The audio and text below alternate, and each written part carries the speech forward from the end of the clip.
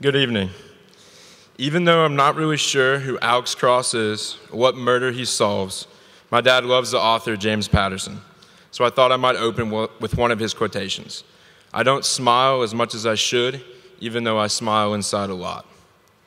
You might be wondering why there's a dad in a funny-looking bucket hat constantly yelling at the refs during an NBA football game, or who the guy in scrubs screaming, "Move your feet, Jackson," is during NBA lacrosse games.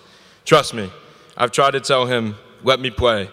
Don't let me hear you from the sidelines, Dad," many times. It really is just part of his nature.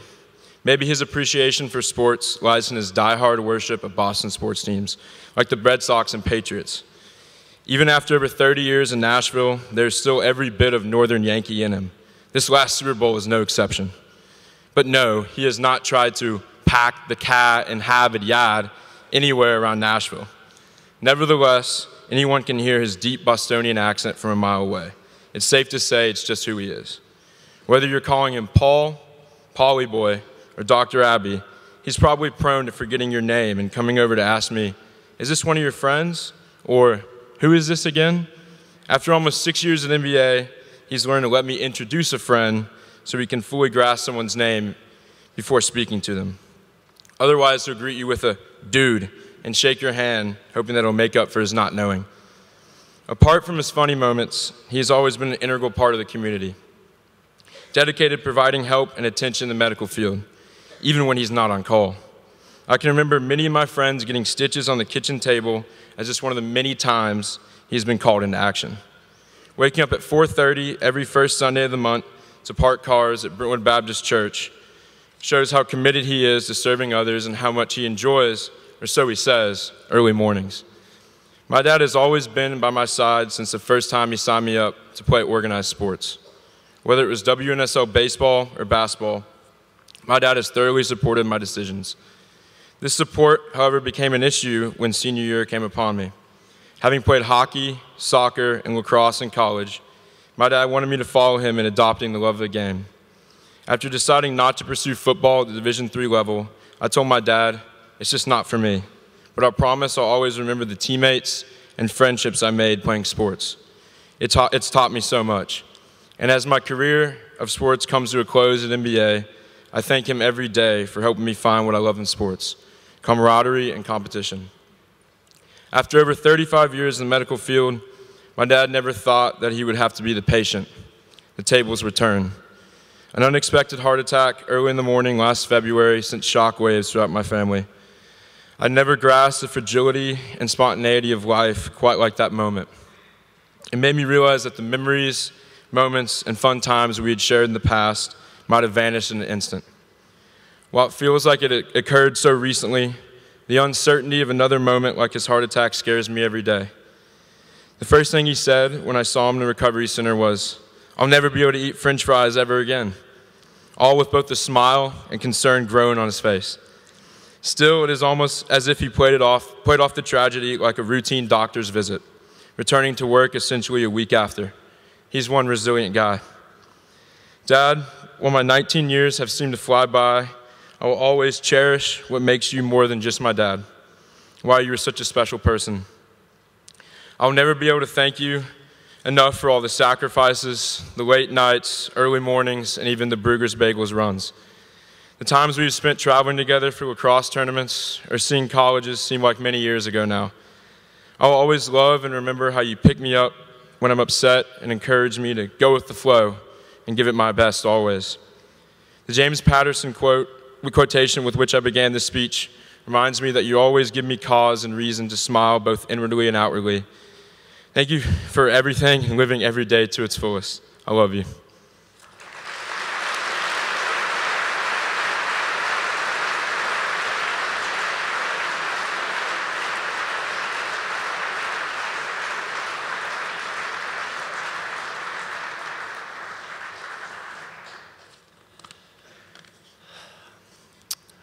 So I remember coming to my first father-son dinner. My brother and I were sitting there. We heard all these amazing speeches, and my dad looked at us and he said to us, "One of you better give me a speech when you're a senior." You know, my brother and I promptly replied, "But Dad, to have a speech given about you, you gotta be important."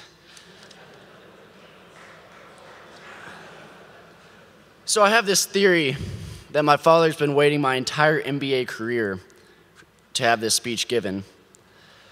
He kind of noticed that the more involved you are in NBA, the more likely you are to have this speech given about you. And pretty soon after that first father-son dinner, I'm pretty sure he started to come to NBA and work out in the mornings just to work his way up the NBA totem pole. But the funny thing is, this speech has absolutely nothing to do with what he's done at NBA, but rather me just going and asking Mr. Joya. So Dad, just remember, you're welcome, and you did ask for this. So all my life, I've been told that I look and act exactly like my father.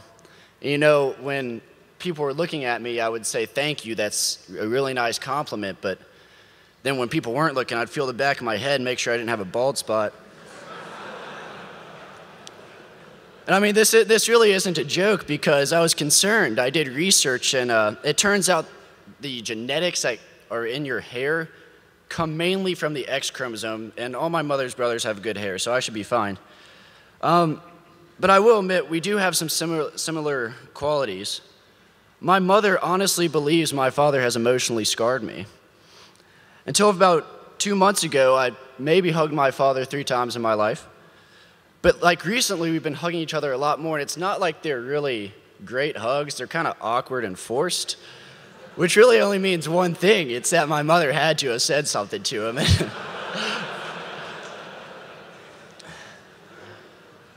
Now, she thinks this because my father is kind of ruthless. I remember after the state championship game my junior year, I threw an interception to end the game, pretty much lose it. And my father was really nice to me that night. He's like, I'm really proud of you, you played a great game. But then I came down the next morning, and the first thing he said to me was, Ty, I just got to ask, what happened on that play? You know, that wasn't a big deal. That was fine. Like, that's a normal question. And then we got to church the next day, and people were like, Ty, you played a really good game. And my dad intervened immediately. It's like, well, if you threw a little less to the other team, it would have been even better.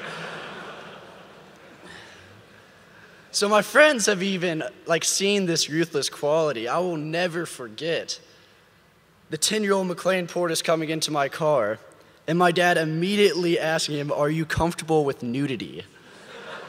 Now, there is context that makes it a lot less creepy. But I mean, McLean did stutter through a really awkward answer, which made me know he was not comfortable with nudity, so. See, the funny thing about it is, these are all things I would say. Like, just ask Palmer Toms. I've mentioned him in every single speech I've given at NBA, just because I know he's uncomfortable.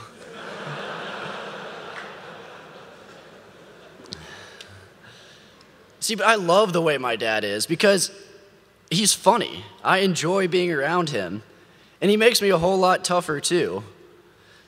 And he shows me not to take myself too seriously. Because if he's making jokes about it, it's probably going to be okay. See, don't let this sarcastic and sometimes unempathetic humor fool you. My father really cares for me, and he's one of the most caring people I know.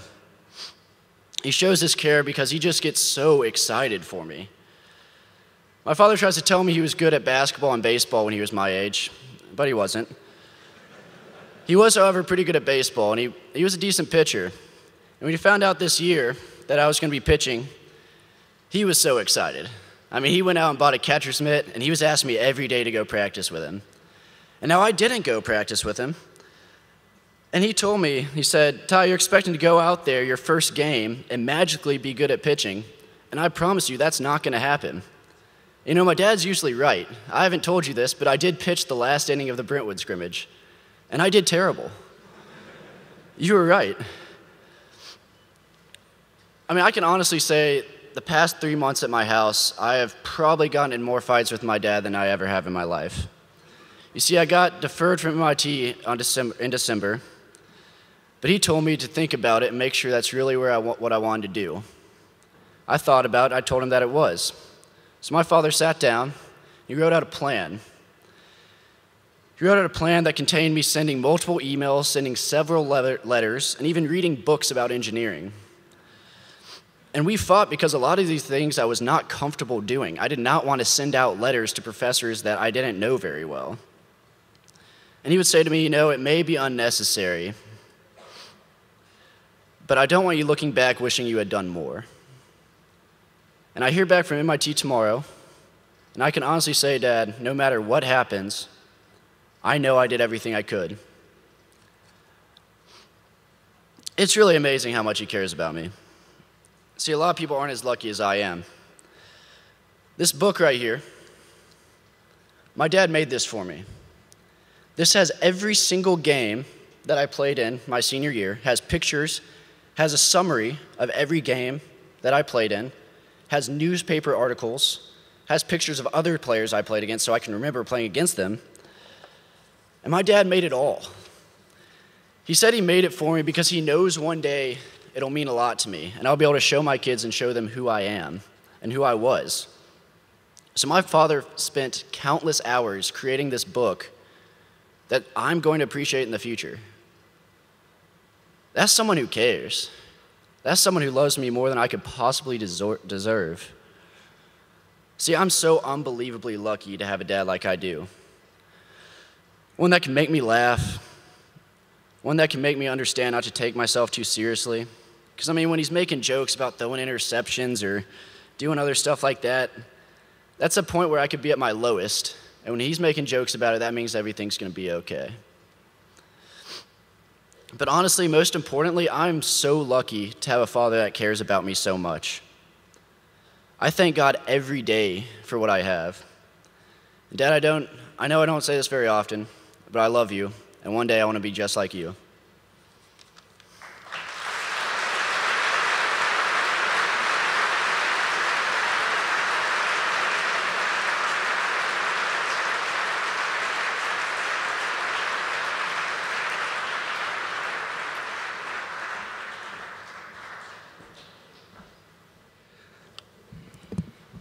Hello, everyone. My name is Rhys Rutherford, and today I'd like to talk to you about my father, Rutherford.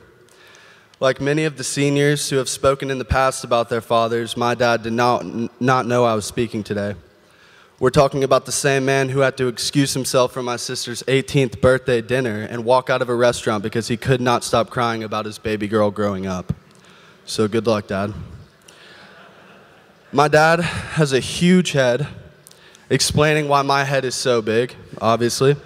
Thank you for that as well. But his head's looking abnormally large today, so I'm going to begin with a few jokes at my father's expense.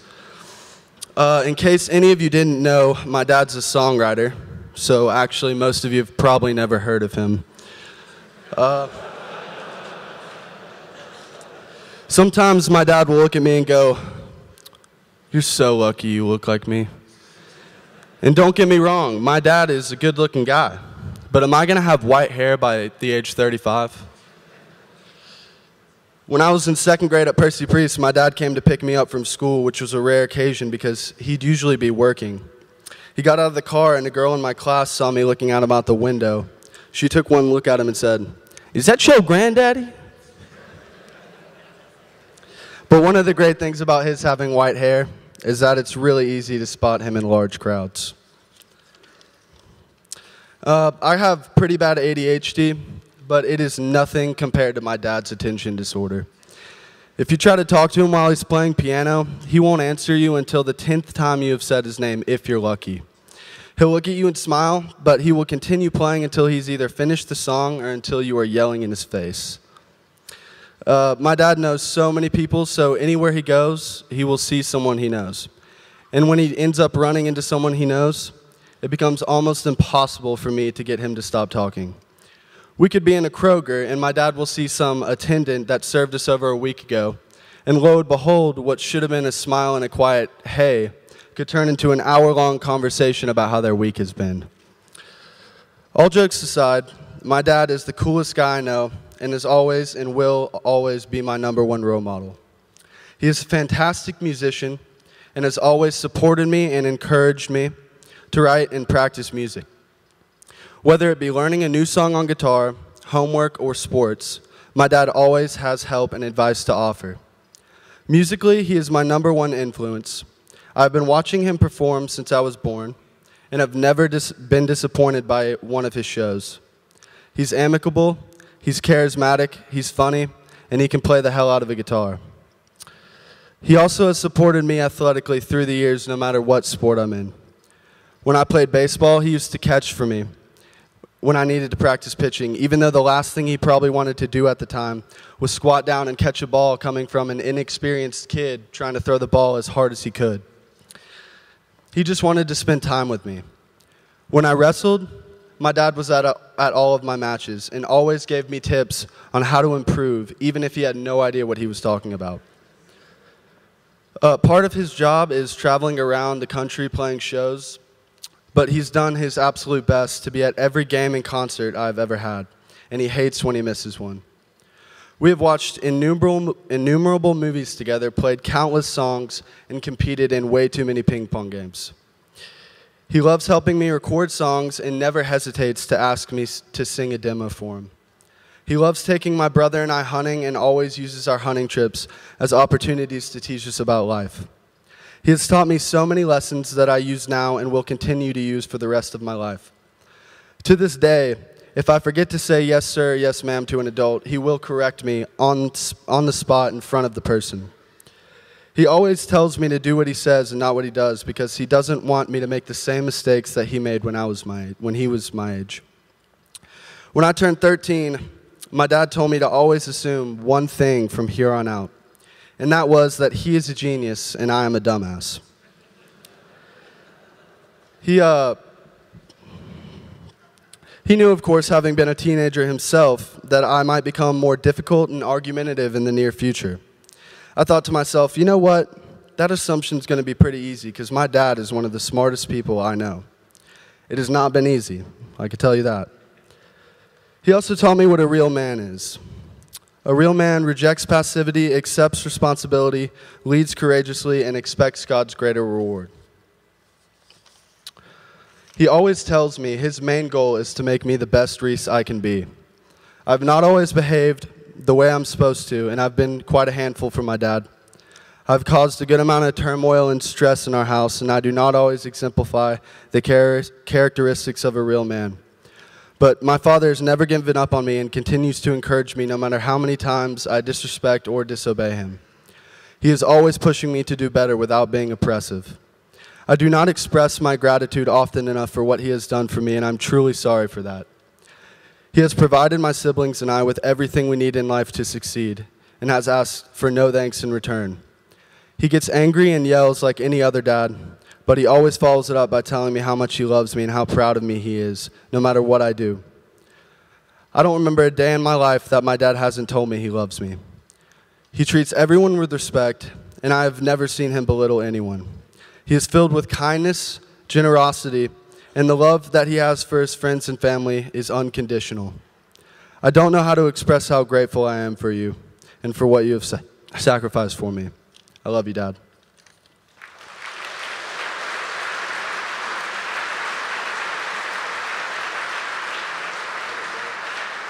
I'd like to invite Will Trotman up here, and we're going to sing a song that my dad wrote that really explains him as a person.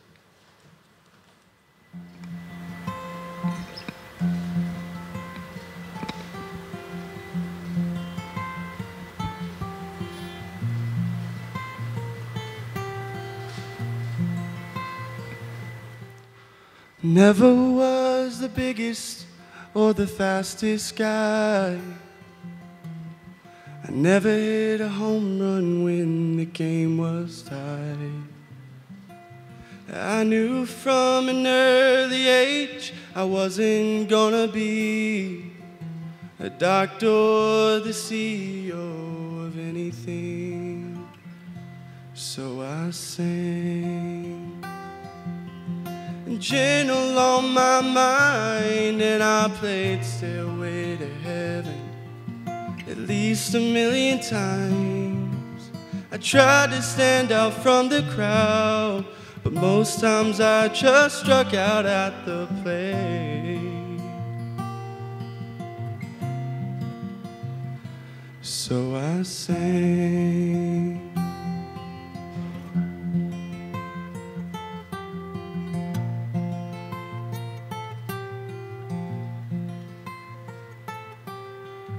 Wasn't cool enough to be a ladies' man. It took me forever just to hold her hand. The first time we kissed, she whispered, "I love you." But I wasn't brave enough to say I loved her too.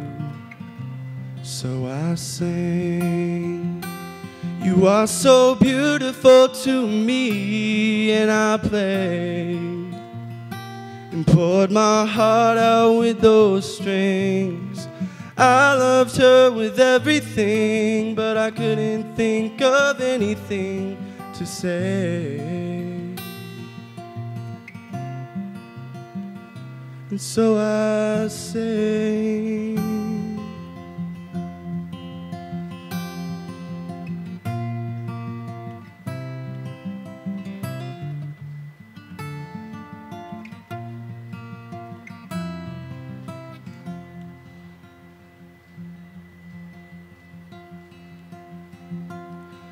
No one believed in me like my old man. He broke down and bought me my first Fender Strat. When the angels called him home, my sister asked if I would speak, but there were no words to say how much he meant to me. So I sang, "It is well with my soul," and I played, "I'm so tired of being alone," 'cause those were Daddy's favorite songs, and what I thought would take too long to say. So I sang.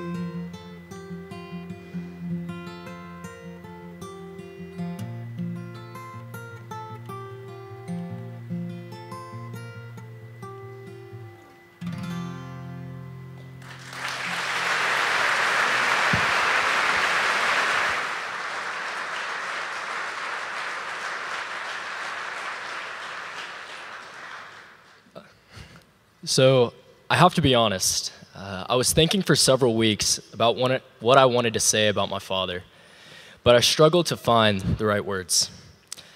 My father's influence on my life has been greater than even I truly understand, and there are so many thoughts that I could share with the audience here tonight that it was just too hard to pinpoint one singular event or topic. I could talk about his incredible sense of awareness, where he is somehow able to magically know exactly what time it is without even looking at a watch. Or maybe the ridiculous nature in which he searches for pennies in a parking lot before we head to our car, even if it's raining outside. I could even talk about the humorous moments, like the time he went down a one-way street in Italy, nearly got us killed, and got a hefty fine from the Italian police about a month later. These struggles caused me to create multiple speeches that I believed were just not good enough. I wanted to make you proud.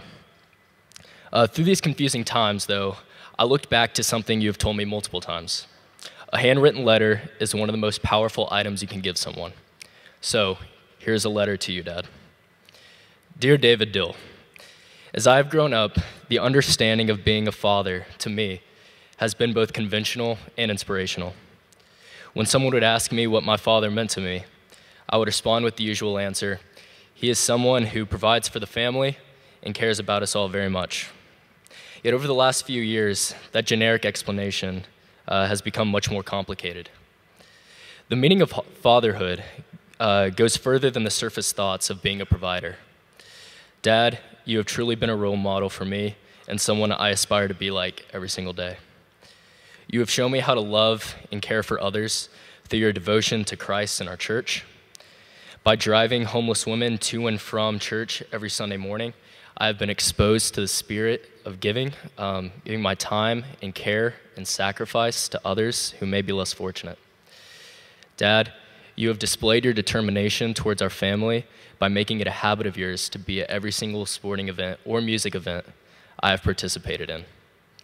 Even if that means canceling an important meeting or cutting one short, similar to what you did to be here tonight.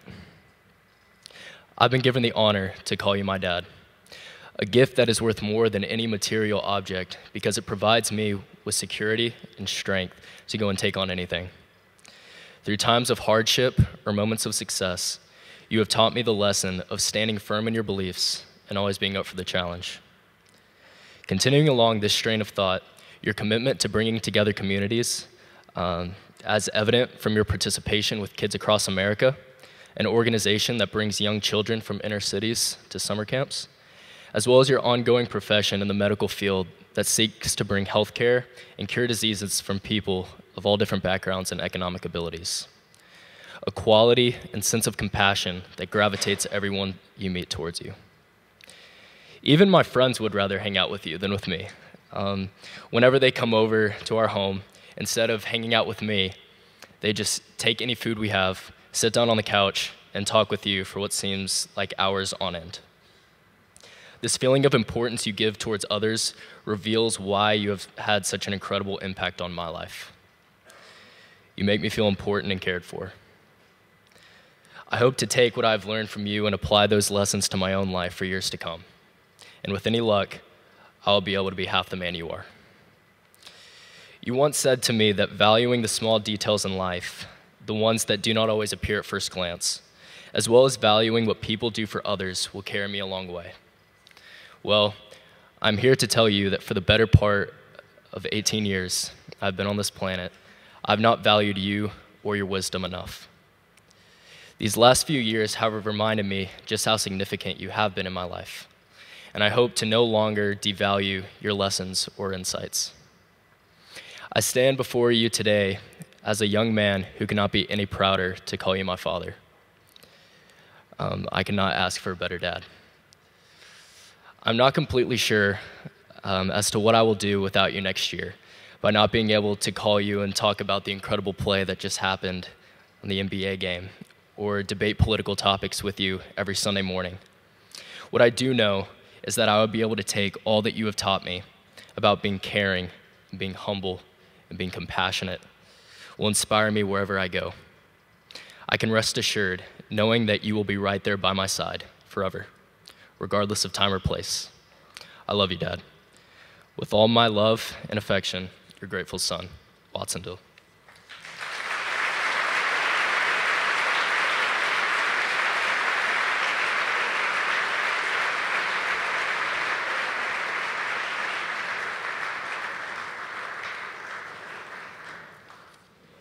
So I'm just going to let everyone file out. My dad also did not know I was speaking today, and I'm sure he's absolutely appalled that not only did I not do a good job of brushing my hair, but I didn't do a good job of brushing my hair, and I'm speaking tonight. And so I can see the concerned look on his face already. Now, even at 61, Wade Cowan certainly is still one of the boys. To this day, he still laces up his skates and plays hockey every Sunday with the local men's league. He still chases the dog around the front yard. He still goes to Coach Vernaccio's boot camp, 6 a.m. twice a week. Heck, if I asked him, he'd probably still go play football with my brother Robert and me in the living room as we used to do. The man does not stop, even if it means pushing the boundaries. For example, years ago, my brother and I wanted to play kickball with my dad in the front yard. Now, being a hockey player and a former high school football player, an athlete certainly, my dad agreed to play. You know, what could possibly go wrong? You may see where I'm going with this story, because one thing led to another, and he's lying on the grass with a dislocated kneecap. Now, thank God for our neighbor, who, after trying several times to push the kneecap the way it's not supposed to go, finally figured out how to pop it back and get my dad walking again within minutes. My dad literally didn't miss a beat. Now, not only was he on the couch a few minutes later making jokes, he refused to go to the hospital, and he kept skating every Sunday as if nothing had ever happened. His stick-to-itiveness, at least in this situation, has taught me one important lesson, if not anything else. You're never too old unless you're dead. Certainly a wise thought for the future. Now, I genuinely do appreciate his efforts to stay in shape, and in particular his desire to stay on the ice playing hockey. Little has meant more to my brother and I, to me and my brother, than being able to play with him throughout the years, especially at the NBA alumni game the past few years, and particularly a few months ago during our last year of high school hockey. My dad is actually the reason I started playing hockey, if you can believe that. He's been playing his entire life. So long, he was actually on Vanderbilt's first ever hockey team. So naturally, by the time Robert and I could walk, we had many sticks in our hands, and we were playing hockey in our house's hallways. Then one day, my dad comes home from a game and shouts at my mom, "Good news. It's not too late for the boys to sign up to start playing." We were 6 years old. Now, granted, we've been playing ever since, and even though my mom was very concerned, we're still alive. Some people say that I am Wade Cowan. Now, I personally don't see it, but I will admit the evidence against me is fairly conclusive. I play hockey, he plays hockey. I go to NBA, he went to NBA. My last name is Cowan, and sure enough, his last name is Cowan as well. Now, I don't look like my dad. My brother got those genes, so I think when people say that I am my dad, they're probably either referring to mock trial or my sense of humor. Now, my dad is a lawyer, and so when he was asked about 30 years ago to coach Father Ryan's mock trial team, he readily agreed. Almost immediately, he realized his true calling and came over to the NBA side. And he's coached the NBA team for the last 25 or so years. So naturally, because he has two sons at NBA, one of them was going to end up on the mock trial team. I think the deciding factor was that I was willing to part my hair for the competitions, while Robert would not budge. So therein lies the connection. I'm a mock trial lawyer. He's a real lawyer. I part my hair a few times a year. He also has parted hair. The parallels are fairly clear. Now, of course, I wouldn't be Wade Cowan without my sense of humor. Stale in-the-moment jokes are really what we shoot for. I really did try to think of some examples, but I'm just not here to embarrass myself. But I'm sure you can use your imagination. We've all heard the dad jokes. That's what we shoot for. And so I'm sure you can envision a quip at the dinner table, followed by the "you were just like your father" from my mom. And, I guess I am. It's probably clear now, and my friends will know this especially, why I joke that everything I do is because of my dad. I mean, hockey and mock trial are probably the two activities that define me the most. But of course, I'm more than that. And under his guidance, I have the tools to lead in whatever endeavor I decide to take on. I'm proud to be compared to my dad. It means I resemble a passionate, dedicated, and hardworking man, a true leader in every sense of the word. His presence at every one of our hockey games, his guidance at every mock trial competition, and his decision to risk his knees to play kickball in the front yard with his two sons has taught me how to be a father when that time comes, a teacher, and a learner. And finally, I would be remiss if I didn't talk about my dad's humility. He never seeks the limelight. He works to help others, and he rejoices in other people's successes. My dad has a gentleness and a goodness about him that, frankly, is rare today. And I've talked to countless other mock trial students, my friends, faculty at MBA who have met him, who would wholeheartedly agree. I could not be more proud to have a father so worthy of this praise. I have no idea where I'll end up, but wherever I am next year and the years to come, I'm going to miss the Saturday night Preds games, the recaps of our hockey games and post-game conversations, and the nighttime family gatherings to pet the dog on the bed. I'm going to miss you. But I want to thank you for everything that you've done for me for the past 18 years. And everything that you will do in the future.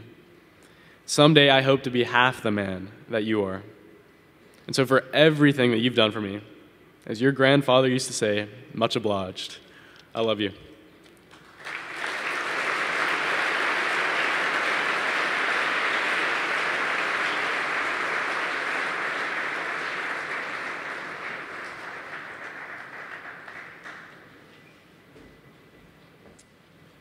Good evening. In the past, I've come to this event with my advisor, Mr. Jody Johnson. So I wanted to begin by thanking him for his commitment to coming to this event and with me to making sure I was comfortable and welcome. So thank you for that. With that being said, this evening has always been a difficult night for me. To listen to seniors talk about their dads and sit and watch fellow students with their fathers has always been a little sad. Tonight, however, I have the privilege of telling my story. I now realize that this community of respect and love for a father has actually fostered and developed me into the man I am today. I plan on giving this speech in tribute to my wonderful mom who is here tonight and also highlight my dad and his wonderful accomplishments. My mom has shown me the depth of love capacity and what it's like to live through an abundance of pain, hell, and difficulties while raising 3 young boys. So, my father, Tony Hall, was 52 when he passed away, leaving behind 3 sons, a 15-year-old, a 14-year-old, and a 9-year-old.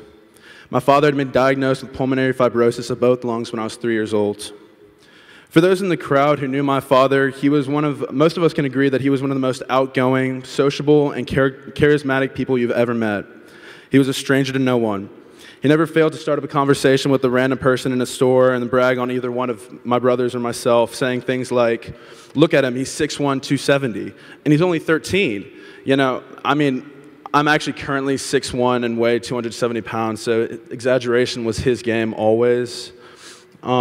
He also loved to take us on these late-night panther and alligator hunts, as he called them, when we traveled to Florida. He'd go out on this golf cart and drive us around looking for alligators and panthers, and I don't know about you, Ian, but I know I never saw an alligator and definitely didn't see a panther. And it's all right, because he just wanted to spend as much time with us as he could. The only time I actually did see an actual alligator in Florida was the afternoon my dad took us all out to a golf course. And he had called earlier and made sure that an alligator would be in one of the ponds. And sure enough, when we arrived at the course, there's a big alligator visible in the pond. And the golf course manager told us that there were a few more in there too, they were just underwater. So my dad told us to throw some rocks or sand at it naturally. So I took my throw, but of course nothing happened. But my much less intelligent brother Ian decided to throw some rocks at the alligator, but never actually let go of the rocks, and finds himself somersaulting into the pond with who knows how many alligators. Despite his then ill condition, my father dived into the pond, grabbed Ian, tossed him up onto the bank in less than a second. And even though that's a perfect story to highlight Ian's stupidity, it's also been an example of my dad's love for us, as I'm sure most all dads in here would do the same for their sons. Maybe. Tony Hall was my greatest teacher, never failing to teach me life lessons that he had learned throughout his years of adversity and struggle. Only 2 years after his double lung transplant, my father returned to work. It took him 2 hours just to dress himself. He'd get dressed, take the rainbow of medicines he required just to be alive, grabbed his oxygen tank, and made his way to the Titan Stadium where he worked. Watching him go through all that struggle just to go to work meant the world to me. I told him one time that I was proud of him, and he just started to cry. The love that my dad had for his family was undeniable. I didn't truly appreciate his love for me until he passed away. After a loss in the family like that, one notices things that aren't always the most obvious. The silence was one thing that I noticed most. After he died, all those machines that were constantly keeping him on and keeping him alive were now off, and the house was actually quiet for the first time in 8 years. His constant radiation of love for his family was another one of those things that I'd grown used to my whole life. And when it's gone, it's hard not to notice the emptiness. I remember the day when my dad died. I remember the constant flow of people walking in and out of my house that day. I remember my parents leaving to fly or drive all the way to the Cleveland Clinic in Ohio for his regular doctor's appointments. I remember some of my closest friends not leaving my side for weeks after he died. I remember his life lessons that he continually taught my brothers and I. I remember the last time I saw his face before they closed the casket.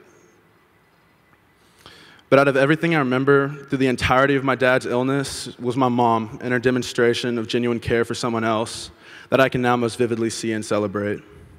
My mom was working and still does work as a full-time physician, returned home each day to a sick husband that had been diagnosed with chronic rejection a couple years after his transplant. And on top of it all, she was parenting 3 young boys all at the same time. She jokingly says stuff like, y'all don't appreciate me enough, and y'all don't love me enough, and she's absolutely correct. I simply am not capable of appreciating my mom to the extent she deserves. For all she has done for my brothers and me, what she has gone through with my father, what she has done for her patients all across Nashville, I cannot thank you enough, Mom.